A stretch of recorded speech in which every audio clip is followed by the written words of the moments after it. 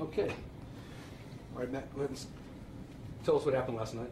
Last night, members of the police department responded to the intersection of 14th and Yosemite on the Denver and Aurora border on a report of an auto pedestrian accident. When the officers arrived on scene, they found one victim in the roadway that was pronounced dead on scene. Another victim was transported to an area hospital, was also pronounced dead at the hospital. And a third female victim was transported to the hospital with serious injuries. Witnesses on scene stated that there was a vehicle traveling southbound on Yosemite that struck the pedestrians. The vehicle fled the scene.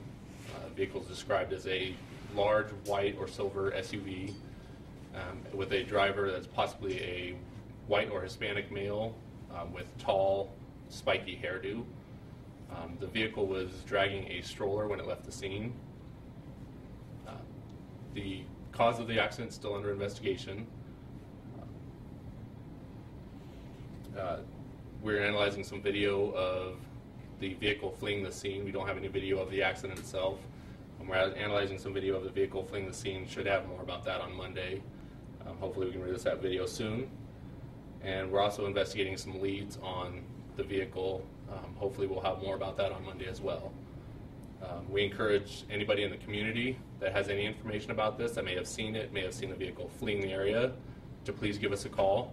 You can call Traffic Investigations at 720-337-1000 or call Denver Crime Stoppers at 720-913-STOP. Again, we thank the media and the community for all your help in helping us locate this driver. Detective, do you know, based on your witnesses, and give us a number of how many witnesses you have, if that driver by any chance just kept going, or maybe for half a second stopped and then proceeded? That is still under investigation. We do have several witnesses that corroborated a similar story that the driver may have stopped, but that's still under investigation. What were the conditions like? The roadway conditions? Yeah. It was, when we arrived on scene, the roads were wet. It was snowing. There was no snow sticking to the ground at that time. What about visibility? Because it was blowing a lot. The snow was blowing. Visibility was fairly low. Could that have played a factor in not seeing the people? All of that is still under investigation, I can say. Was the I assume this is a family we're talking about? We believe so. And what were they doing at the time right before the accident? The family was crossing Yosemite Street. It's unknown which direction or where exactly they were in the roadway when this accident happened. Was there a crosswalk nearby? There is a crosswalk nearby, yes. Do you think they were in the crosswalk? That is still under investigation. We're still trying to determine exactly where they were at. Can you confirm anything about the family being refugees from Thailand and the kids being 6 and 8 years old? I cannot confirm anything about that. We're not releasing their identity yet out of respect for the family. All the family hasn't been notified yet, just yet. These are 2 girls that died? 2 males. Okay, I'm sorry. And was it just the mother and the 2 kids? You mentioned a stroller, but it seems like they... It was just the mother and the 2 kids, and we did confirm there was nobody else in the stroller. So she's using the stroller to carry articles? That's still an investigation. We don't know if the children were in the stroller or walking next to it.